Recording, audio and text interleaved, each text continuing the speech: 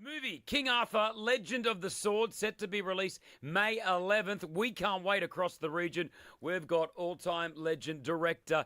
We're getting patched through to New York City as we speak. It's Guy Ritchie. Oi. Guy, this movie has it's blown us away. Congratulations on King Arthur, Legend of the Sword. Great. I'm glad you guys enjoyed it. It looked like you added the Guy Ritchie finesse to when you made this film. When you got the script, did you know this is for you? You knew that you wanted to be part of Legend of the Sword? There's no point in making it if you were going to make the dusty old version. So, the idea was to entertain me as much as it was to entertain anyone else. I make these movies in part selfishly, that I'm thinking if I was sitting in the audience, what would I like? So from Lock, Stock and Two Smoking Barrels to Snatch, there's something about a Guy Ritchie film. I don't know what you do, the way you edit this, you make scenes go really fast, but you're watching a Guy Ritchie film.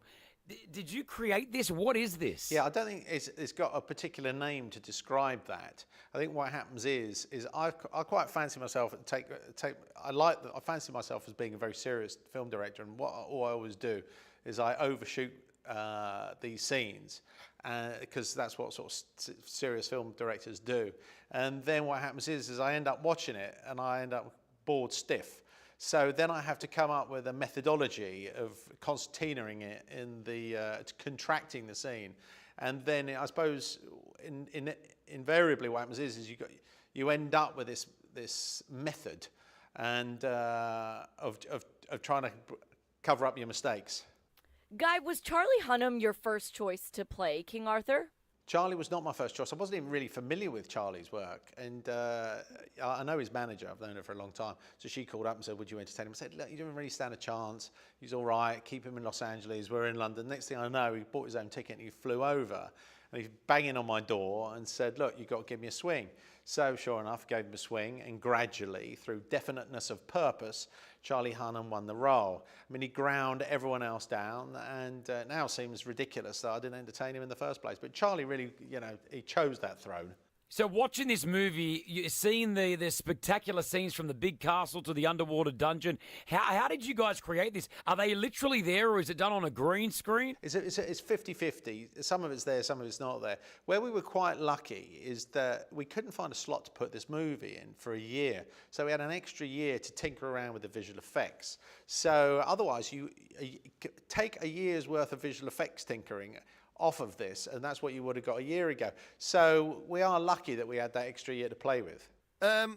Guy, so there's a couple of the other films were not really that good, in the King Arthur series. Oh. The one with Sean Connery wasn't that good, Excalibur, and the one with Richard Gere in it. Seriously? Did you feel any pressure making this film, King Arthur?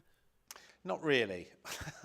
I don't want to be irreverent about it, but there hasn't been many films made. And it's curious because people think that lots of films have been made about King Arthur, and really they haven't. The pressure is, ultimately, if you're going to borrow a lot of money from someone, that you've got to pay it back with interest. And that is fundamentally the only pressure. I don't necessarily concern myself with, to me it was important that you captured the essence of the film. Thereafter it has to be your interpretation. But you have to capture the essence, and I hope we did that. Let's talk about the cameo. David Beckham, how did this come about? I think it was one of those pub things.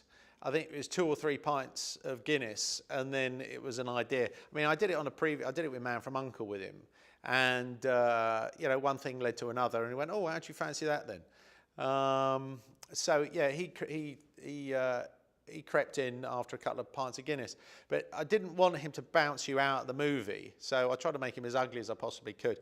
My assistant who was next to me, my female assistant who was next to me, I used her as a barometer, and after we put on a good deal of scars, and hopefully you couldn't recognise him, I said, so what do you think? And she said, well, I'd still him.